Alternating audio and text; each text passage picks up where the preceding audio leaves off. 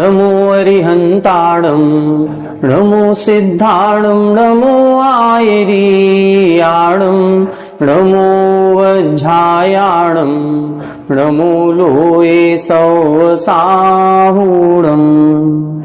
सिद्धं शुद्धं परमीय जिणिन्दवर्णेमि चन्दमकलङ्कं गुणरयणभूषणुदयं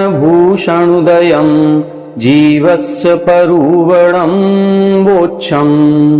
1008 श्री मूलनायक आदिनाथ भगवान की जय। 1008 श्री गोमटेश्वर बाहुबली भगवान की जय। द्वासांग जिनवाणी माता की जय। आचार्य श्रेष्ठ आचार्य गुरुवर श्री 108 नेमिचंद्र सिद्धांत चक्रवर्ती महाराज की जय। आचार्य श्रेष्ठ आचार्य गुरुवर श्री 108 विद्यासागर जी महामुनि राज की जय। तीर्थ चक्रवर्ती जगत पूज्य निर्यापक श्रमण मुनि पुंगव श्री 108 सुधा सागर जी महाराज की जय। समस्त मुनि संघ की जय। हम सभी पूज्यवर आचार्य नेमिचंद्र सिद्धांत चक्रवर्ती महाराज द्वारा रचित श्री गोमटसार जीवकांड जी जैसे महान सिद्धांत ग्रंथ का स्वाध्याय कर रहे हैं और इसके अंतर्गत जीव के स्वरूप का जो वर्णन किया जा रहा है वो 20 प्ररूपणाओं के माध्यम से किया जा रहा है, जिनमें से हमारी चर्चा प्रथम प्ररूपणा गुण स्थान पर चल रही है। गुण स्थान 14 होते हैं और जो ये 14 गुण स्थान हैं ये मोहिनी कर्म के उदय उपसम क्षय क्षयोपसम रूप भावों की अपेक्षा से होते हैं। प्रथम गुण स्थान मिथ्यात्व प्रकृति के उदय की अपेक्षा से है। दूसरा गुण स्थान अनंतानुबंधी प्रकृति के उदय के कारण से होता है। तीसरे गुण स्थान में सम्यक मिथ्यात्व प्रकृति के उदय की प्रधानता है और चौथे गुण स्थान में सम्यक्त्व की घातक जो 7 प्रकृतियां कही गई, 3 दर्शन मोह की मिथ्यात्व सम्यक प्रकृति और 4 अनंतानुबंधी क्रोध मान माया लोभ। इन 7 प्रकृतियों के उपशम से अथवा क्षय से अथवा क्षयोपशम से चतुर्थ गुण स्थान बनता है। चतुर्थ गुण स्थान में जहां इन 7 प्रकृतियों के उपशम क्षय क्षयोपशम की प्रधानता है, वहीं पर अप्रत्याख्यानावरण कसाय के उदय की भी प्रधानता है, क्योंकि यहाँ पर 2 शब्द मिलेंगे, एक अविरत और एक सम्यक्त्व। जब सम्यक्त्व की प्रधानता से हम बात करेंगे तो 7 प्रकृतियों के उपशम क्षय और क्षयोपशम की प्रधानता या मुख्यता ली जाएगी, लेकिन जब हम अविरत शब्द की परिभाषा बनाएंगे तो हमें अप्रत्याख्यानावरण कसाय के उदय की मुख्यता लेनी पड़ेगी।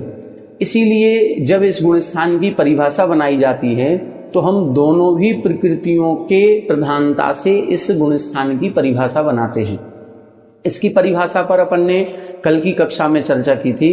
वहां हमने आपको बताया था कि जहां पर 7 प्रकृतियों के उपशम क्षय अथवा क्षयोपशम से आत्मा में सम्यक दर्शन तो प्रकट हो गया, लेकिन चारित्र मोहिनी कर्म की अप्रत्याख्यानावरण कसाय के उदय के कारण से 5 पापों का रंच मात्र भी त्याग करने का भाव अभी उत्पन्न नहीं हो पा रहा है। ऐसे परिणामों को हम चतुर्थ गुणस्थान वर्ती जीव कहते हैं या चौथे गुणस्थान के परिणाम कहते हैं। ये चौथे गुणस्थान में जो सम्यक दर्शन है वो 3 प्रकार का होता है, औपसमिक सम्यक दर्शन, छायक सम्यक दर्शन और छायोपसमिक सम्यक दर्शन। जब 7 प्रकृतियों का उपशम किया जाता है तो उसे औपसमिक सम्यक दर्शन कहते हैं। जब 7 प्रकृतियों के क्षय से तत्वार्थ श्रद्धान प्रकट होता है तो उसे छायक सम्यक दर्शन कहते हैं। और जब 7 प्रकृतियों में से 6 जो सर्वघाती प्रकृतियां हैं उनके उदयाभावी क्षय में, उन्हीं के सदवस्था रूप उपशम में, और एक जो देशघाती प्रकृति सम्यक प्रकृति है उसके उदय में जो तत्वार्थ श्रद्धान उत्पन्न होता है उसे हम छायोपसमिक सम्यक दर्शन कहते हैं। ये हमने 3 प्रकार के सम्यक दर्शन की चर्चा कल की थी। जिसमें हमने आपको बताया था कि औपसमिक सम्यक दर्शन और छायक सम्यक दर्शन ये दो निर्मल और निर्दोष सम्यक्त्व कहलाते हैं, जबकि छायोपसमिक सम्यक दर्शन सदोष सम्यक्त्व कहलाता है। छायोपसमिक सम्यक्त्व में सम्यक प्रकृति का उदय होता है और सम्यक प्रकृति मिथ्यात्व का अंश कहलाती है। इसीलिए वहां पर 3 प्रकार के दोष उत्पन्न होते हैं, जिनको हम चल, मल और अगाढ़ दोष कहते हैं। चल दोष का मतलब है जब हम किसी तीर्थंकर को विशेष रूप से मानने लगते हैं कि शांति के कर्ता शांतिनाथ भगवान हैं और संकट मोचक हमारे पार्श्वनाथ भगवान हैं। जब इस प्रकार से हम तीर्थंकरों में सच्चे देव में ही भेद करने लगते हैं, तब वो कहलाता है चल दोष। मल दोष का मतलब है जब 8 शंका आदि दोष, 8 मद, 6 अनायतन या 3 मूर्ता, इन 25 दोषों में से कोई दोष लगता है तो उसे हम मल दोष कहते हैं। और अगाढ़ दोष का मतलब होता है जहां पर मेरे तेरे का परिणाम धर्म और धर्मायतनों के प्रति होने लगता है तो उसे हम अगाढ़ दोष कहते हैं। ये 3 प्रकार के दोष छायोपसमिक सम्यक दर्शन में लगते हैं। छायोपसमिक सम्यक दर्शन की जब परिभाषा यहाँ पर बताई गई थी तब उसमें लिखा था नित्यम कम्मक खवण हेतु। वहां उन्होंने लिखा था नित्य ही कर्मों के क्षय का हेतु है। तो कर्म के क्षय का हेतु कहने का क्या मतलब है? क्या छायोपसमिक सम्यक दर्शन ही कर्म के क्षय का हेतु है या कोई भी सम्यक दर्शन कर्म के क्षय का हेतु है? तो यहाँ पर दोनों अपेक्षाएं अपन को लगानी पड़ेंगी। औपसमिक सम्यक दर्शन भी कर्मों के क्षय का हेतु है, क्योंकि सबसे पहले यदि सम्यक दर्शन होता है तो वो औपसमिक सम्यक दर्शन ही होता है, और बिना सम्यक दर्शन प्राप्त किए किसी भी कर्म का क्षय हो ही नहीं सकता। हम मिथ्यात्व के साथ अनादिकाल से इस संसार में हैं, लेकिन आज तक कर्मों का क्षय नहीं कर पाए। कर्मों का क्षय होगा तो वो सम्यक दर्शन उत्पन्न होने के बाद ही होगा। दूसरी बात कि जब कर्मों का क्षय किया जाता है तो कर्मों के क्षय में सबसे पहले मोहिनी कर्म का क्षय होता है। मोहिनी कर्म में भी सबसे पहले दर्शन मोह की 3 प्रकृतियों का क्षय किया जाता है। तो जो मिथ्यात्व, सम्यक मिथ्यात्व या सम्यक प्रकृति का क्षय किया जाता है वो छायोपसमिक सम्यक दृष्टि जीव ही करता है। इसीलिए हो सकता है कि जहां छयोपसम सम्यक दर्शन की परिभाषा बताई उसी गाथा में इन्होंने लिखा नित्यम कम्मक खवण हेतु, कि वह छायोपसमिक सम्यक दर्शन ही कर्मों के क्षय का हेतु है। मतलब जो मिथ्यात्व, सम्यक प्रकृति का क्षय किया जाता है वो छायोपसमिक सम्यक दृष्टि जीव ही करता है। अब आज अपन कुछ इसमें और विशेष चर्चाओं को करेंगे। समय मिलेगा तो आगे की गाथा को पढ़ेंगे। इसमें हम थोड़ा सा आपको ये बताना चाह रहे हैं कि कल अपन ने सम्यक दर्शन के 3 भेद पढ़े थे, औपसमिक सम्यक दर्शन, छायोपसमिक सम्यक दर्शन और छायक सम्यक दर्शन। ये औपसमिक सम्यक दर्शन में ये जो उपसम शब्द है, ये उपसम के 2 भेद होते हैं, एक प्रशस्त उपसम और एक अप्रशस्त उपसम। प्रशस्त उपसम और अप्रशस्त उपसम क्या है, इस पर अपन चर्चा करेंगे। दूसरा, औपसमिक सम्यक दर्शन के 2 भेद किए जाते हैं, प्रथमोपसम सम्यक दर्शन, द्वितीयोपसम सम्यक दर्शन। इन दोनों पर भी चर्चा करेंगे। तीसरा है अनंतानुबंधी की विसंयोजना होती है, तो ये विसंयोजना क्या कहलाती है। और चौथा एक टॉपिक अपना रहेगा कि छायोपसमिक सम्यक दर्शन से जब छायक सम्यक दर्शन प्राप्त किया जाता है तो ये जो दर्शन मोह के क्षय की बात कही गई थी ये किस प्रकार से किया जाता है। इसमें एक कृतकृत्य वेदक अवस्था भी बनती है, वो क्या कहलाती है। तो इत्यादि प्रसंगों को आज अपन समझने का प्रयास करेंगे। फिर समय रहेगा तो अपन आगे की गाथा देखेंगे। आइए इसको अपन बोर्ड के माध्यम से समझने का प्रयास करेंगे। देखें, यहां अपन समझने का प्रयास करें। यहां हम आपको उदाहरण दे रहे हैं, जैसे अपने छतों के ऊपर एक पानी की टंकी रखी होती है जिसकी पाइपलाइन से कनेक्शन हमारी किचन और हमारे वॉशरूम तक होती है। उसका उदाहरण देकर के आपको हम समझाने का प्रयास करेंगे। देखें, जैसे मान लो कि यहाँ हमने एक ये टंकी बनाई हुई है जिसको हम पानी की टंकी, वाटर टैंक कहते हैं। यहाँ से इसकी एक पाइपलाइन यहाँ नीचे गई हुई है, ठीक है, और ये इधर से ये नीचे आई हुई है। अब हमको ये देखना है कि यहाँ ये जो हमने टंकी बनाई है ये स्टोरेज होता है, पानी का स्टोरेज यहाँ पर है और उसका उपयोग यहाँ से, फल यहाँ से हमको मिलता है जब हम नीचे पानी के नल की टोटी को खोलते हैं। यहां हम ये समझेंगे कि ये जो पानी का स्टोरेज है ये एक प्रकार से हमारे कर्मों की सत्ता है। जब हम आत्मा की ओर दृष्टि डालेंगे तो जिन कर्मों का हम बंध करते हैं वो कर्म जब तक उदय में नहीं आया, बंद होने के बाद जब तक वह उदय में नहीं आया, फल उसने नहीं दिया, तब तक के समय की स्थिति को हम कर्मों की सत्ता कहते हैं। वो कर्मों की सत्ता कहलाती है। कर्म अभी कहाँ पर है? सत्ता में है। अब सत्ता में जहां कर्म है तो जब भी कर्म उदय में आता है तो सत्ता के बाद एक आवली काल का समय लगता ही लगता है। जैसे मान लो कई बार ऐसा होता है कि हमारी पानी की टंकी ऊपर खाली हो गई। अब जब खाली हो गई और यहां से पानी नहीं आ रहा है तो यदि हमने मान लो सबमर्सिबल या जेट पंप चालू किया तो पानी ऊपर जाने लगा, ऊपर तो आने लगा इस टंकी में, क्या तुरंत ही इस नल में से भी निकलेगा? नहीं निकलेगा। पानी जो हमने जेट पंप चालू किया है इधर नल से निकलने में उसको उतना समय लगेगा जितना ये पाइपलाइन पड़ी हुई है। ये पाइपलाइन में से पानी निकलेगा तभी तो इधर से आएगा, इसके बिना तो आ ही नहीं सकता। इसको हम बोलते हैं उदयावली। ये क्या कहलाती है? उदयावली।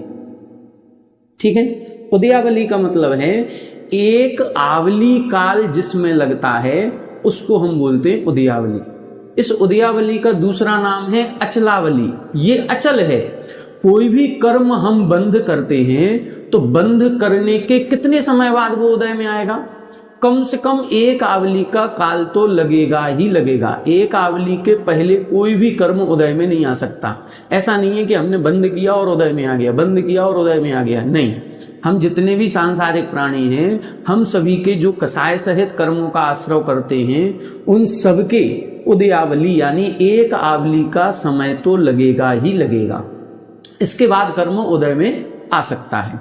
अब यहां पर अपन को ये देखना है कि हमारे इस सत्ता में भी पूरे कर्म भरे पड़े हैं और यहाँ उदयावली में भी कर्म भरे पड़े हैं, और यहाँ से हम जैसे ही टोंटी खोलते हैं अपनी और वहां से पानी की बूंद टपकने लगती है या हमारे कर्मों का उदय हमको फल प्राप्त होने लगता है। अब यहाँ अपन को ये देखना है, मुख्य रूप से गुणस्थान की जब हम चर्चा करते हैं तो हम केवल 7 प्रकृतियों की चर्चा करते हैं। उन 7 प्रकृतियों में क्या है? सबसे पहले है एक मिथ्यात्व प्रकृति, दूसरी है सम्यक मिथ्यात्व प्रकृति, तीसरी है सम्यक प्रकृति, और चौथे नंबर पे आएगी अनंतानुबंधी। ठीक है। इस प्रकार से ये 7 प्रकृतियां होती हैं। अब इन 7 प्रकृतियों में सबसे पहले जब हम औपसमिक सम्यक दर्शन प्राप्त करते हैं तो इन 7 प्रकृतियों का उपसम किया जाता है। अब अपन को ये देखना है कि ये जो उपसम होता है ये 2 प्रकार का होता है। एक बोलते हैं प्रशस्त उपसम और दूसरा होता है अप्रशस्त उपसम। उपसम का मतलब है प्रकृति को दबाना, और दबाने का मतलब यहां पर है कि वो जो प्रकृति है वो किसी भी कारणवश से उदय योग्य ना हो पाए, उदय में नहीं आनी चाहिए, इसी का अर्थ निकलता है उपसम।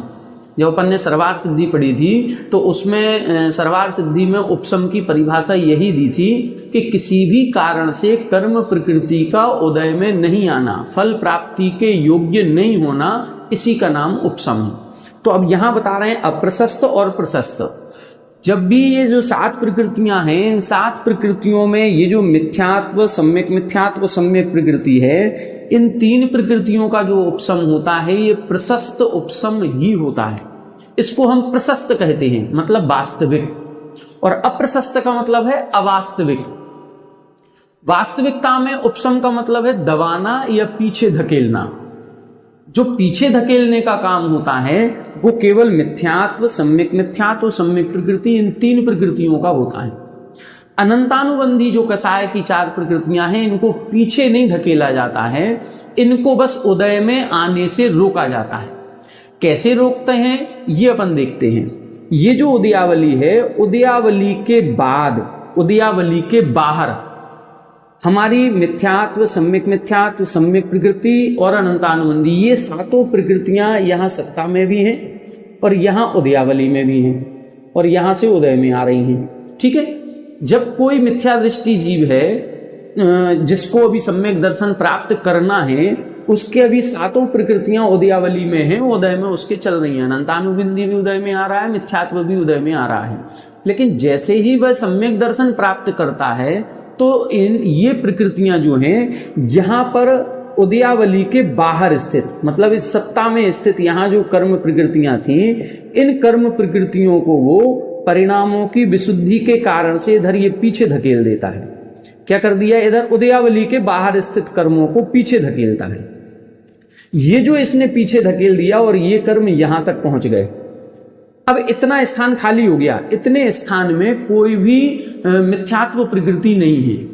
तो अब ये जो केवल इतनी एक आवली की प्रकृतियां थी ये तो उदय में आएंगी, लेकिन एक आवली काल के बाद अब मिथ्यात्व उदय में नहीं आएगा। कितनी देर तक? अंतर्मुहूर्त तक। बस इसी को हम उपसम कहते हैं। और ये जो पीछे अपन ने इसको धकेला है, जैसे ही सम्यक दर्शन होता है इस मिथ्यात्व के 3 टुकड़े हो जाते हैं और पूरी सत्ता में जो अभी तक केवल मिथ्यात्व था वो मिथ्यात्व सम्यक प्रकृति रूप बदल जाता है। तो मिथ्यात्व सम्यक प्रकृति, ये 3 प्रकृतियां इधर सत्ता में हैं, लेकिन उदयावली में अब एक भी नहीं है और अंतर्मुहूर्त तक उदयावली में आएंगी भी नहीं, क्योंकि हमने इनको पीछे धकेल दिया।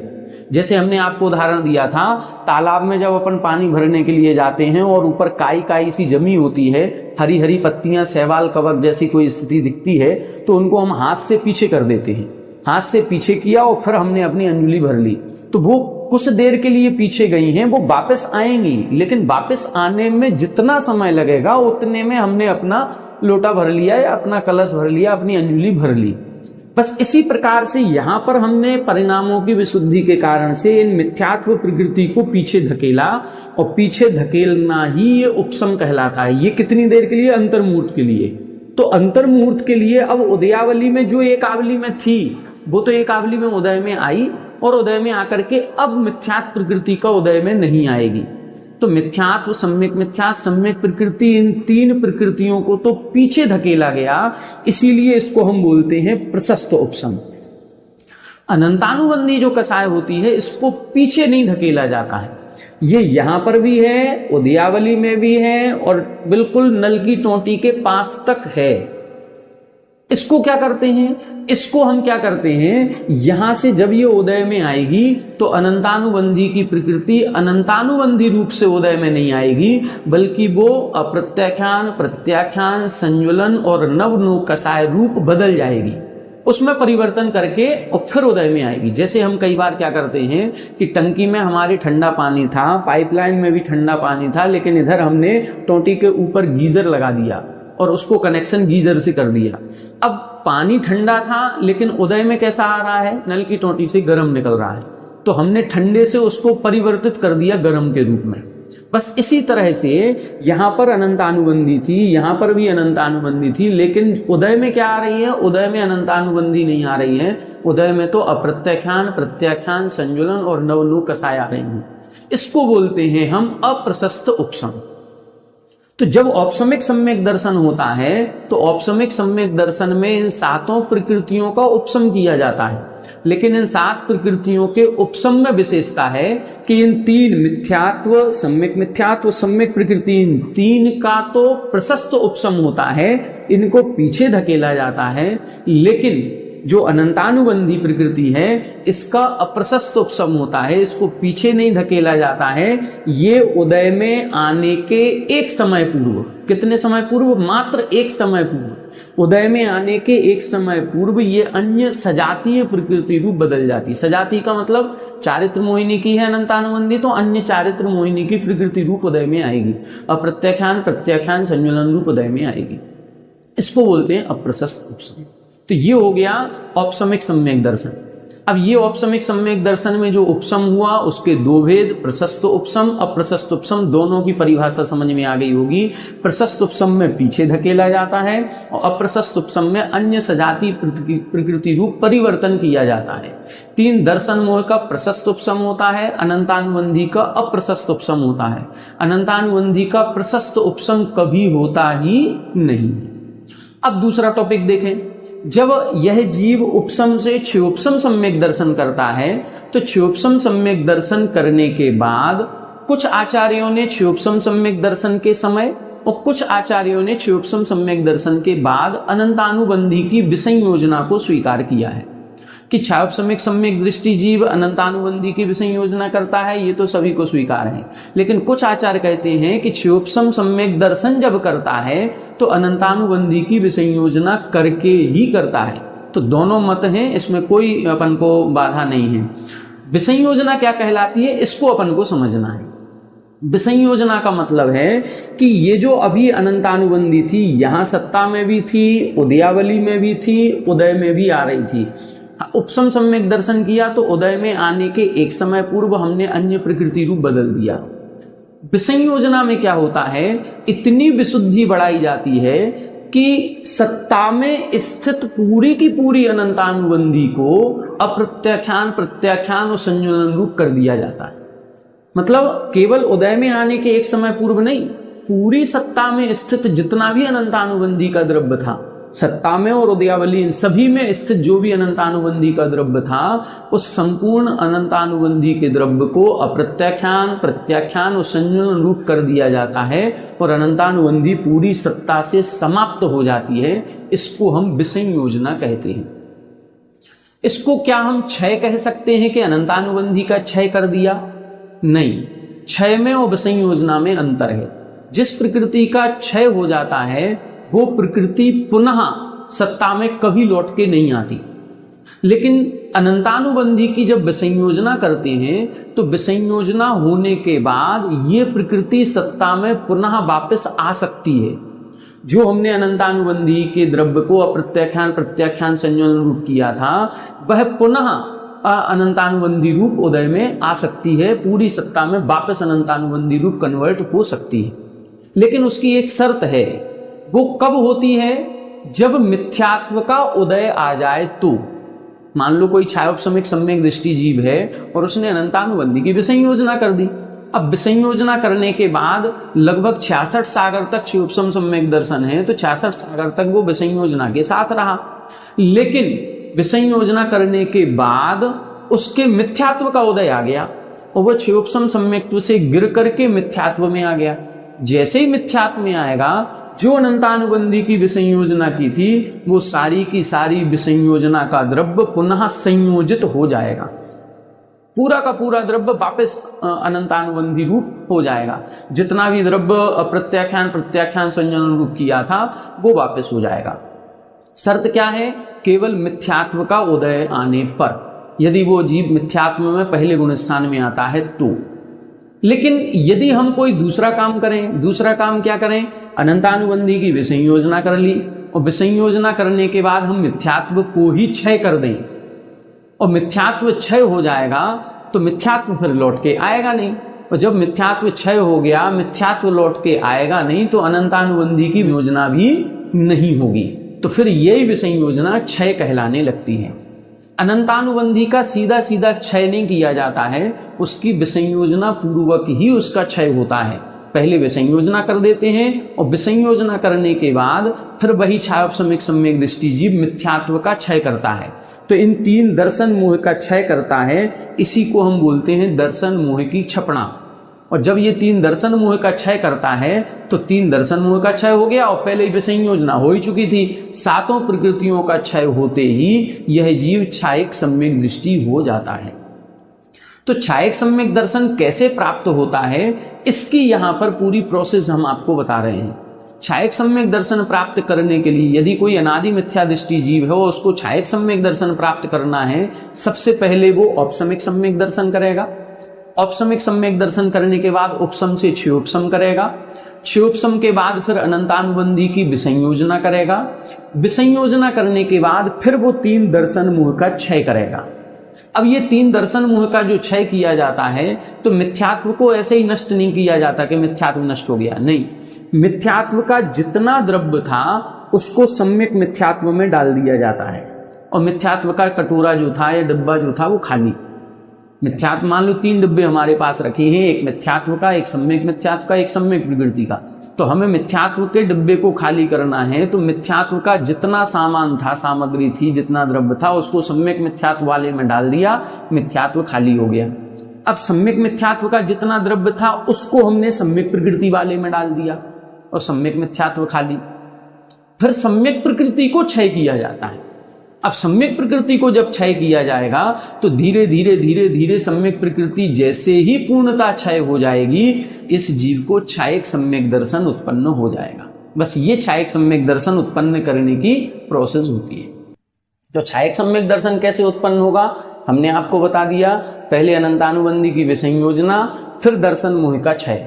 और दर्शन मोह का क्षय कैसे होगा? मिथ्यात्व को सम्यक मिथ्यात्व में डाल दिया, सम्यक मिथ्यात्व को सम्यक प्रकृति में डाला, और सम्यक प्रकृति का क्षय किया जाता है। इसी बीच में जब वो सम्यक प्रकृति का क्षय करता है, तो जब 90% सम्यक प्रकृति क्षय हो जाती है, मतलब सम्यक प्रकृति का बहुभाग क्षय हो जाता है, तब जो अवस्था उत्पन्न होती है उसको हम बोलते हैं कृत्य वेदक। कृत्य वेदक। ये छायोपशमिक सम्यक दर्शन एक स्पेशल सम्यक दर्शन हो गया है। तो छायोपशमिक सम्यक दर्शन अभी छायक नहीं हुआ, लेकिन इस छायोपशमिक सम्यक दर्शन का एक स्पेशल नाम हो गया कृत्य वेदक सम्यक दर्शन। कृत्य वेदक सम्यक दर्शन इसलिए कहते हैं क्योंकि छायोपशमिक सम्यक दर्शन का फल था छायक सम्यक दर्शन को प्राप्त करना, और उसकी जो प्रोसेस थी वो प्रोसेस 90% पूरी हो गई। तो ये कैसा हो गया? कृत्य हो गया। कृत्य करने का कहने का मतलब है कि अब उसको करने लायक कुछ नहीं बचा, जो कुछ करना था वो सब उसको कर चुका है। इसको हम कृत्य वेदक कहते हैं। और ऐसा जीव नियम से अब अंतर मुहूर्त मात्र में ही छायक सम्यक दर्शन पूर्ण कर लेता। अंतर मुहूर्त में क्यों? क्योंकि 90% तो उसकी खत्म हो ही गई थी, बस 10% की सम्यक प्रकृति बची है। अब ये छायक सम्यक दर्शन प्राप्त करेगा ही करेगा। दूसरा एक नियम है, जब ये दर्शन मोह की छपना यहां पर की जाती है, तो दर्शन मोह की छपना करने वाले का बीच में मरण नहीं होता। यदि उसका मरण समय आ रहा होगा तो वो दर्शन मोह की छपना का प्रारंभ नहीं करेगा, और यदि किसी ने प्रारंभ कर दिया तो अब बीच में मरण नहीं होगा। कब तक मरण नहीं होगा? जब तक वो मिथ्यात्व को सम्यक मिथ्यात्व में नहीं डाल दे, जब तक सम्यक मिथ्यात्व के द्रव्य को सम्यक प्रकृति में नहीं डाल दे, और जब तक सम्यक प्रकृति का बहुभाग क्षय नहीं कर दे, तब तक जीव का मरण नहीं होता। मतलब जब तक कृत्य वेदक नहीं बन जाता तब तक जीव का मरण नहीं होगा। अब कृत्य वेदक हो गया, अब जीव का मरण हो सकता है। यदि मान लो उसकी आयु अंतर मुहूर्त बची थी और अंत समय में ही उसके इतने विशुद्ध परिणाम बने कि उसने दर्शन मोह की छपना प्रारंभ कर दी। दर्शन मोह की छपना उसने प्रारंभ की, मिथ्यात्व क्षय कर दिया, सम्यक मिथ्यात्व क्षय कर दिया, सम्यक मिथ्यात्व के बाद सम्यक प्रकृति का बहुभाग क्षय कर दिया, अभी उसका मरण नहीं होगा। अब जैसे ही ये कृत्य वेदक बना, 90% सम्यक प्रकृति नष्ट हो गई, अब ये मरण कर सकता है। अब यदि ये मरण करता है तो मरण करके उसने पूर्व में जो आयु बांध ली होगी, हो सकता है कि सम्यक दर्शन करने के पूर्व उसने किसी आयु का बंध कर लिया हो। यदि मान लो मनुष्य आयु का बंध किया था तो उसको मनुष्य जाना पड़ेगा। त्रियंच आयु का बंध किया था तो त्रियंच बनना पड़ेगा, लेकिन वो भोग भूमि का मनुष्य त्रियंच बनेगा। यदि उसने नरक आयु का बंध किया था तो नरक जाना पड़ेगा, पहले नरक तक जाएगा। और यदि उसने देवायु का बंध किया था तो वैमानिक देव बनेगा। तो यहां पर ये बता रहे हैं कि उसने जिस आयु का बंध पहले कर लिया था उस आयु में जाएगा, और उस आयु में जाने पर जो पर्याप्तियों का ग्रहण करते हैं तो पर्याप्तक होने के पहले ही उसको छायक सम्यक दर्शन हो जाएगा। मतलब पर्याप्तियां पूर्ण होने में भी अंतर मुहूर्त लगना है, और ये 10% जो हमारी सम्यक प्रकृति बची थी उसको पूर्ण होने में भी अंतर मुहूर्त लगना है। लेकिन ये जो 10% में जो अंतर मुहूर्त लगना है ये बहुत कम समय है। मतलब वह जीव मरेगा और मर करके पर्याप्ति भी पूर्ण नहीं कर पाएगा, उसके पहले ही ये छायक सम्यक दर्शन को प्राप्त कर ले। इसीलिए एक लाइन कही जाती है कि छायक सम्यक दर्शन का प्रस्थापक का मतलब प्रारंभक, जो छायक सम्यक दर्शन प्राप्त करने की जो प्रोसेस है उसका जो प्रारंभ करता है, ये तो कर्म भूमि का मनुष्य ही होता है। कर्म भूमि के मनुष्य के अलावा ये दर्शन मोह की छपना किसी अन्य गति में नहीं होती। लेकिन इसका जो निष्ठापक है, निष्ठापक का मतलब इस छायक सम्यक दर्शन को पूर्ण करना, वो निष्ठापक चारों गतियों का जीव हो सकता है। मतलब प्रारंभ तो कर्मभूमि के मनुष्य ने किया, लेकिन इस प्रोसेस में जो अंतर मुहूर्त लगना था, उस अंतर मुहूर्त में यदि उसका मरण हो गया तो मरण होके वो जिस गति में जाएगा वहां उसकी पूर्णता कर लेगा। यदि मान लो उसने मनुष्य त्रियंच आयु का पहले बंद किया था तो वो भोग भूमि जाएगा और भोग भूमि में पर्याप्तक होने के पहले ही उसका छायक सम्यक दर्शन हो जाएगा। यदि नरक आयु का बंद किया था तो प्रथम नरक में जाएगा और पर्याप्तक होने के पहले ही वो छायक सम्यक दृष्टि हो जाएगा।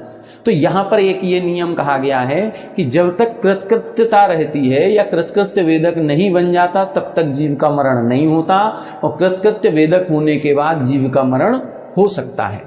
अब कृतकृत्य वेदक होने के बाद जब जीव का मरण होता है तो जितना समय उसका शेष बचा है उस छायक सम्यक दर्शन को पूर्ण करने में, वो जो समय बचा है उस समय के हम 4 भाग किए जाते हैं। उसके 4 भाग करेंगे और उस 4 भाग में से यदि उसको देवों में उत्पन्न होना है तो वो प्रथम भाग में मरण करेगा और देव बनेगा।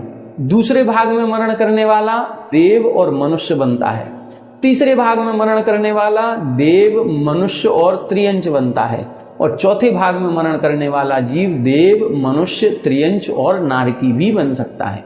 इसका मतलब है कि जिसने पहले नरक आयु का बंध कर लिया था और उसको नरक में जाकर के सम्यक दर्शन, छायक सम्यक दर्शन की पूर्णता करनी है, वो यहाँ पर 90% होने के बाद भी जो समय बचा था उसमें भी चौथे भाग में मरण करेगा। मतलब यहाँ पर 99% काम पूरा हो जाएगा, चौथे भाग में मरण करेगा तो 1% और बचा था, बस वो भी जाकर के नरक में पर्याप्तक होने के पहले पहले वो भी हो जाएगा और वो छायक सम्यक दृष्टि हो जाएगा। तो इस प्रकार से कुछ सैद्धांतिक जो विशेषताएं थी वो हमने आपको इसमें बता दी। आज अपन ने अभी क्या क्या समझ लिया? प्रशस्त उपसम क्या है इसको समझा, अप्रशस्त उपसम क्या है इसको समझा, अनंतानुबंधी की विसंयोजना क्या कहलाती है इसको समझा, विसंयोजना के बाद दर्शन मोह का क्षय कैसे किया जाता है ये प्रोसेस समझी, कृतकृत्य वेदक क्या कहलाता है इसको समझा। कृतकृत्य वेदक होने के बाद छायक सम्यक दर्शन की प्राप्ति कैसे होती है, मरण करके कहां कहां जा सकता है, इन सभी सिद्धांतों को समझा। अब 2 स्थितियां और अपनी रह जाती हैं, एक प्रथमोपसम सम्यक दर्शन और एक द्वितीयोपसम सम्यक दर्शन। तो इसमें कुछ नहीं करना है, इसमें केवल इतना समझना है कि मिथ्या दृष्टि जीव जब जब उपसम सम्यक्त्व करता है, मिथ्यात्व के साथ जब जब हम उपसम सम्यक्त्व करते हैं वो प्रथमोपसम कहलाता है। और दूसरा द्वितीयोपसम कब होता है? द्वितीयोपसम सम्यक दर्शन ये क्षयोपसमिक सम्यक दृष्टि जीव ही करता है। क्षयोपसम सम्यक दर्शन के बाद 2 मार्ग होते हैं, या तो वो छायक करेगा या द्वितीयोपसम करेगा। तो द्वितीयोपसम की स्थिति में क्या होता है? अनंतानुबंधी की विसंयोजना की, विसंयोजना करने के बाद इन 3 दर्शन मोह का यदि उपसम किया तो कहलाएगा द्वितीयोपसम, और अनंतानुबंधी की विसंयोजना करने के बाद यदि इन 3 दर्शन मोह का क्षय कर दिया तो ये कहलाता है छायक सम्यक दर्शन। तो द्वितीयोपसम को किसने किया? क्षयोपसमिक सम्यक दृष्टि जीव ने किया। और क्यों किया जाता है? ये उपसम श्रेणी आरोहण करने के लिए किया जाता है। तो यहां पर अपन जब द्वितीयोपसम की परिभाषा बनाएंगे तो ये बनती है कि जब कोई क्षयोपसमिक सम्यक दृष्टि जीव उपसम श्रेणी चढ़ने के लिए उपसम सम्यक दर्शन करता है वो द्वितीयोपसम है, और जब कोई मिथ्या दृष्टि जीव उपसम सम्यक दर्शन करता है तो वो प्रथमोपसम सम्यक्त्व कहलाता है। अभी आज अपन इतना ही छोड़ते हैं, कल हम प्रथमोपसम द्वितीयोपसम पर और विस्तार से थोड़ी चर्चा करेंगे। दोनों का काल कितना है, दोनों के गुणस्थान कितने हैं, कितनी बार एक भाव में प्राप्त हो सकता है, इन विशेषताओं पर अपन कल चर्चा करेंगे। आज अपना समय पूरा हो गया। आज अपन ने बहुत सारे सैद्धांतिक बिंदुओं को स्पर्श किया है, समझने का प्रयास किया है। कुछ लोग जो नए पहली बार सुन रहे होंगे वो इस वीडियो को बार बार सुने, बार बार सुनेंगे तो ये विषय आपको समझ में आ जाएगा। और जिन्होंने इसको सुन रखा है वो उसको और अच्छी गहराई से पढ़ें, ग्रंथों का और अवलंबन लेकर के पढ़ें, तो ये विषय सारा आपकी समझ में आ जाएगा। आज की कक्षा में अपन इतना ही रखते हैं। कल की कक्षा में इस विषय का रिवीजन करेंगे और रिवीजन के साथ प्रथमोपसम द्वितीयोपसम को समझेंगे और इस चौथे गुण स्थान की और जो विशेषताएं हैं उनको समझने का प्रयास करेंगे। आज इतना ही। आप सभी हमारे साथ बने रहें। सभी को जय।